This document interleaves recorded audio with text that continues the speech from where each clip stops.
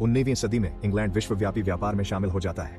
वे अन्य उपनिवेशों से रेशम और मसाले लाते हैं, लेकिन दुर्भाग्यवश में गलती से ज़ॉम्बी वायरस भी ले आते हैं और जल्द ही ये राक्षस पूरे देश में फैल जाते हैं। लाखों लोग मर जाते हैं और फिर से ज़ॉम्बी बनकर उठ खड़े होते हैं, जिनमें दिमाग खाने की भूख होती है और स्वस्थ नागरिक चीन और जापान से घातक कलाओं का अध्ययन करने लगते हैं। आखिरकार सरकार ग्रैंड बैरियर बनाती है, जो लंदन को घेरने वाली 100 फुट ऊंची दीवार है।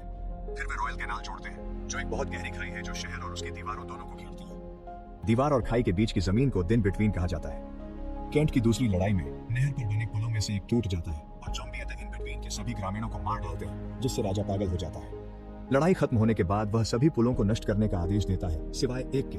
जल्द ही लॉर्ड्स और लेडीज लंदन छोड़कर अपने अपने किलेबंद संपत्तियों में रहने लगते हैं। एक दिन कर्नल डार्सी हर्टफोर्डशायर काउंटी की संपत्ति पर पहुंचते हैं, क्योंकि उन्होंने वहां किसी के काटे जाने की खबर सुनी। प्रवेश द्वार पर गार्ड पहचान जांचता है और सुरंग से नीचे ले जाता है, जहां पादरी उनके शरीर की जांच करता है कि उन्हें काटा नहीं गया। फिर उन्हें घर के अंदर जाने की अनुमति मिलती है, जहां मिसेस फेदरस्टोन दोस्तों के साथ ताश खेल रही है। वह कसम खाती है कि यहाँ कोई भी काटा नहीं गया है और कई वर्षों से उनके संपत्ति में कोई ज़ॉम्बी नहीं घुसा है। डार्सी भी ताश खेलने का नाटक करते हुए एक मेज पर बैठते हैं और कैरियन मक्खियों की एक शीशी निकालते हैं। वह उन्हें कमरे में छोड़ते हुए समझाते हैं कि ये मक्खियां सड़ी हुई लाश को पहचान सकती हैं। मक्खियां कुछ ही सेकंड उड़ती हैं और फिर एक आदमी पर बैठ जाती हैं, जिसका मतलब है कि वह धीरे धीरे ज़ॉम्बी में बदल रहा है। डार्सी तुरंत अपना गिलास तोड़ते हैं और उस आदमी के चेहरे पर वार करते हैं, फिर तलवार से उसका सिर धड़ से अलग कर देते हैं। इसके बाद डार्सी पूछते हैं कि क्या यह आदमी घर में किसी और को संक्रमित कर सकता था। फेदरस्टोन इससे इनकार करती है, तो डार्सी ज़ॉम्बी का सिर लात मारकर उड़ा देते हैं ताकि मेहमानों को चौंका सकें और बाहर निकल जाते हैं। हालांकि फेदरस्टोन की बेटी अब और झूठ बोलने से इनकार कर देती है और संक्रमित आदमी की भतीजी को देखने ऊपर दौड़ती है। दुर्भाग्यवश अब बहुत देर हो चुकी है। लड़की पहले ही ज़ॉम्बी बन चुकी है और कर्मचारियों पर हमला कर चुकी है और अब वह फेदरस्टोन की बेटी पर भी हमला कर देती है। इसी दौरान मिस्टर बेनेट अपनी 5 बेटियों को हर तरह के हथियार और मार्शल आर्ट्स में प्रशिक्षित कर रहे हैं, ताकि वे ज़ॉम्बी से अपनी रक्षा कर सकें। हालांकि उनकी मां मिसेस बेनेट इससे खुश नहीं है और चाहती हैं कि उनकी बेटियां शादी पर ध्यान दें। जब मिसेस बेनेट को एक आगामी नृत्य समारोह के बारे में पता चलता है, तो वह अपने पति को मनाती हैं कि बेटियों को थोड़ी छुट्टी के तौर पर वहां जाने दें। सभी बहनें इसके लिए उत्साहित हैं, सिवाय एलिजाबेथ के, जिसे सामाजिक समारोह पसंद नहीं है। वे सभी सुंदर पोशाकें पहनती हैं, लेकिन हथियार छुपाना नहीं भूलती। पार्टी में बिंगले डार्सी से बातें कर रहे होते हैं, लेकिन जैसे ही वे जेन को देखते हैं, वह ठिठक जाते हैं और तुरंत उससे प्यार कर बैठते हैं। वह उसे नृत्य के लिए आमंत्रित करते हैं और दोनों साथ में मजे करते हैं। इसके बाद बिंगले डार्सी पर भी नृत्य के लिए जोर देते हैं और कहते हैं कि वह एलिजाबेथ को आमंत्रित करे, लेकिन डार्सी कहता है कि वह सहन करने लायक है, पर इतनी सुंदर नहीं कि उसे आकर्षित कर सके। एलिजाबेथ यह सुन लेती है और वहां से चली जाती है, लेकिन गलती से एक बोतल गिरा देती है और सबके सामने शर्मिंदा हो जाती है। बाहर आकर एलिजाबेथ रोने लगती है, लेकिन तभी फेदरस्टोन, जो अब ज़ॉम्बी बन चुकी है, उसे टोक देती है। फेदरस्टोन अब भी बोल सकती है और एलिजाबेथ को कुछ बताना चाहती है। हालांकि डार्सी पहले ही उसके सिर में गोली मार देता है। गोली की आवाज सुनकर कई लोग बाहर आकर उनकी स्थिति देखने लगते हैं। उसी समय एक और ज़ॉम्बी आ जाता है और गार्ड्स हमला होने की सूचना देने के लिए घंटी बजा देते हैं। जहां ज्यादातर मेहमान छुपने के लिए भागते हैं, वहीं बेनेट बहनें अपने हथियार निकालकर ज़ॉम्बी से लड़ने लगती हैं। वे बिना दया के लड़ती हैं, अपनी तलवारों के सटीक वार और सही जगह पर बड़े किक से हर ज़ॉम्बी को गिरा देती है।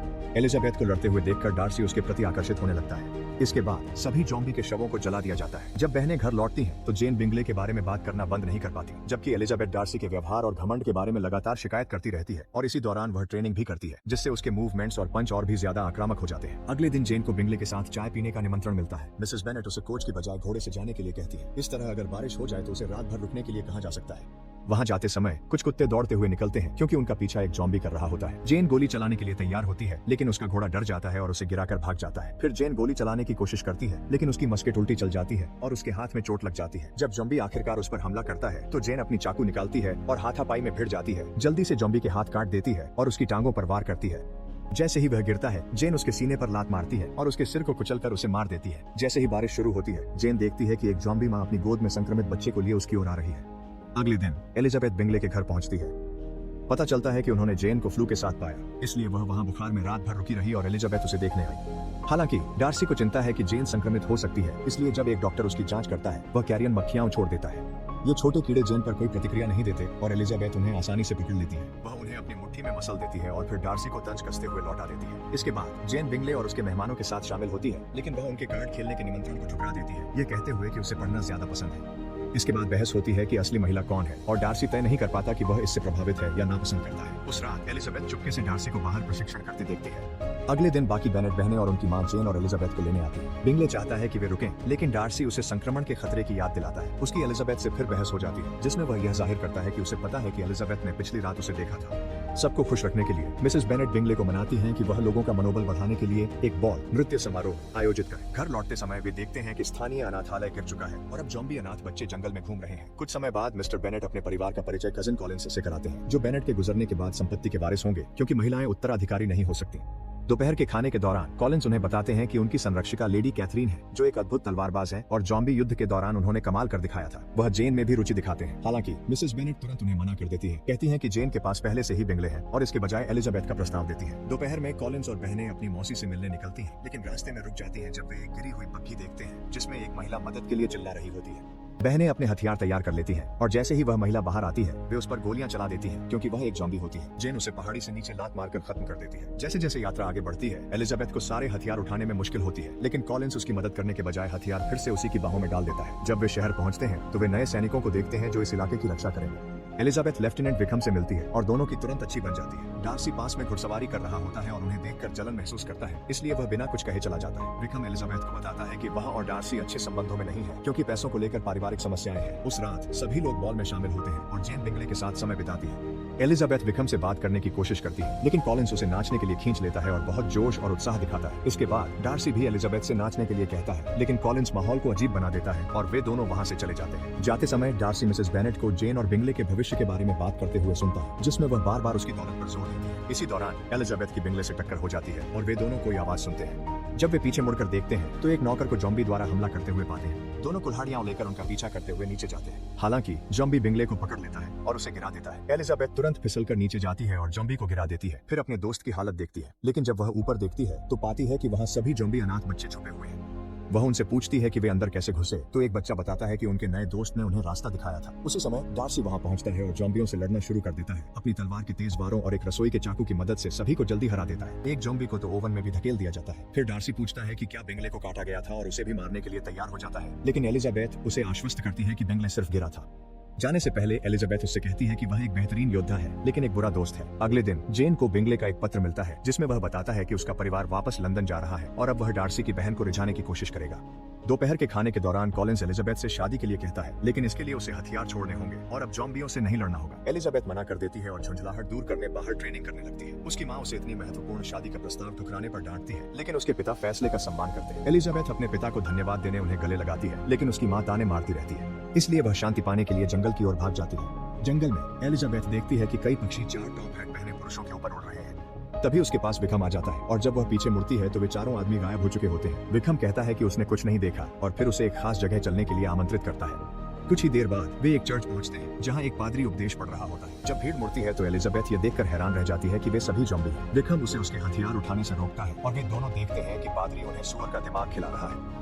पता चलता है कि संक्रमित लोग पूरी तरह ज़ॉम्बी में तब्दील नहीं होते अगर वे इंसानी दिमाग न खाएं, और विक्रम मानता है कि यही इंसानों और ज़ॉम्बियों के बीच समझौते की कुंजी है। एलिजाबेथ सहमत होती है और कहती है कि उन्हें यह विचार क्राउन तक ले जाना चाहिए। हालांकि विक्रम समझाता है कि युद्ध ने देश को लगभग दिवालिया कर दिया है, इसलिए उसके पास मदद के लिए जाने के लिए कोई नहीं है।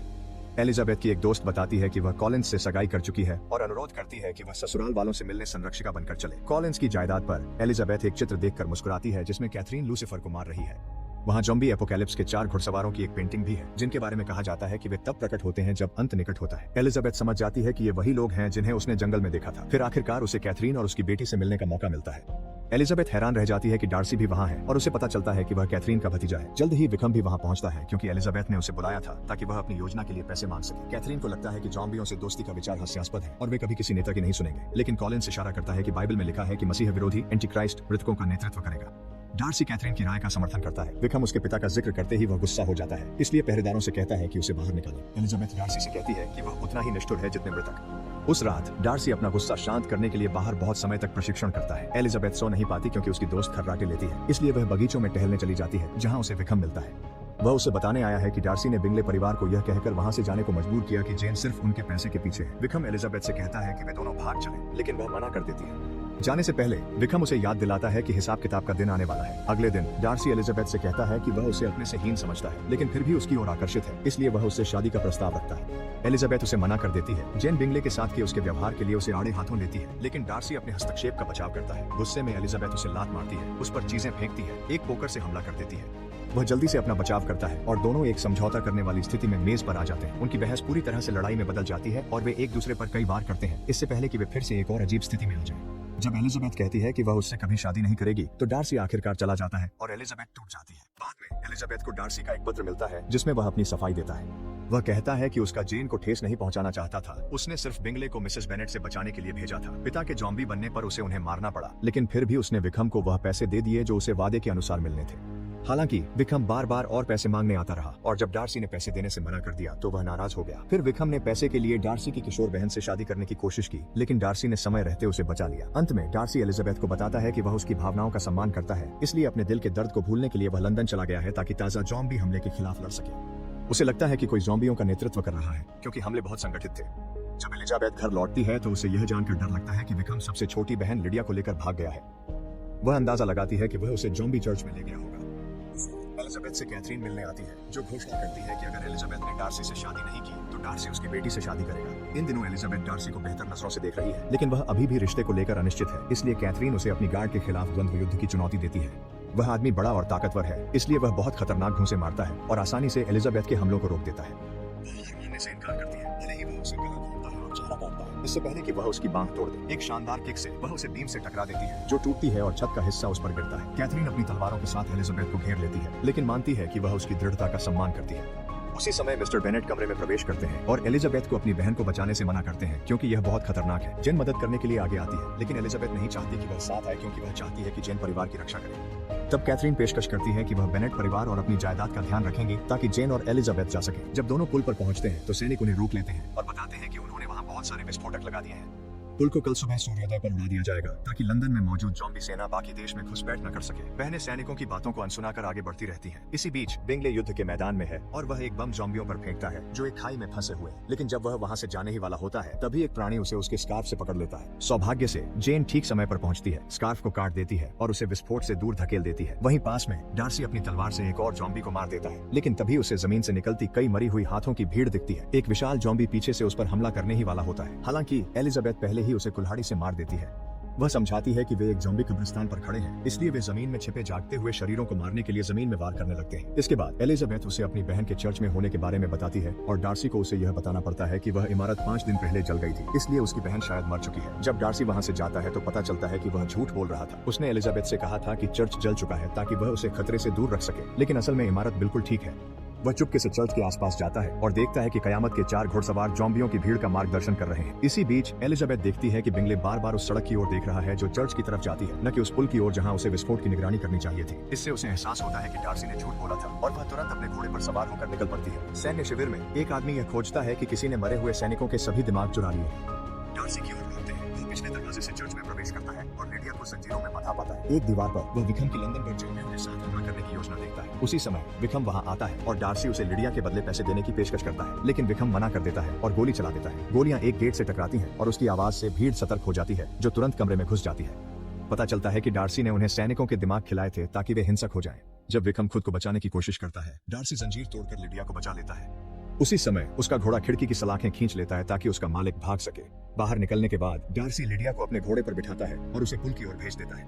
फिर वह कुछ जॉम्बियों को गिरा देता है, लेकिन तभी विक्रम उसका सामना करता है जिससे तलवारबाजी शुरू हो जाती है, जबकि जॉम्बी चर्च से बाहर भाग रहे होते हैं। दूर कहीं एलिजाबेथ घुड़सवारी करती रहती है और डर के मारे जलती हुई लंदन को देखती है। उसी समय वह लिडिया को देखती है और उसका नाम पुकारती है, लेकिन उसकी आवाज नहीं सुनाई देती। जॉम्बियों की भीड़ उसके पीछे आ जाती है और एलिजाबेथ तलवार निकालकर भीड़ को पार करने को तैयार हो जाती है। लिडिया पुल तक समय पर पहुंचती है जब वे विस्फोट की तैयारी शुरू करने वाले होते हैं। चर्च में पुरुषों की लड़ाई जारी रहती है और डार्सी अपने प्रतिद्वंद्वी को छुड़ा घोंपने में सफल होता है। हालांकि विक्रम को कुछ नहीं होता क्योंकि वह शुरू से ही अनडेड है और डार्सी से नफरत के कारण दिमाग खाने की इच्छा दबा रखी है। विक्रम बताता है कि 4 घुड़सवार नर्क से उठे हैं और वह स्वयं एंटी क्राइस्ट है जो उन्हें नेतृत्व देगा। वह डार्सी का गला घोंटने लगता है और उसका सिर काटने की तैयारी करता है, लेकिन एलिजाबेथ उसे रोक देती है, उसका हाथ काटकर और अपने घोड़े से उसे रौंद देती है। इसके बाद दोनों एलिजाबेथ के घोड़े पर सवार होकर भाग जाते हैं, जबकि ज़ॉम्बियों की भीड़ उनका पीछा करती है। वे ठीक उसी समय पुल तक पहुंचते हैं जब सैनिक बमों को सक्रिय कर देते हैं और बहनें सोचती हैं कि विस्फोटों के कारण एलिजाबेथ मारी जा रही है। हालांकि जब धुआं छूटता है तो एलिजाबेथ मलबे पर रेंगती हुई दिखाई देती है। वह अपने पास डार्सी का बेहोश शरीर पाती है और उसे चूमते हुए रोती है और कहती है कि वह उससे प्यार करती है।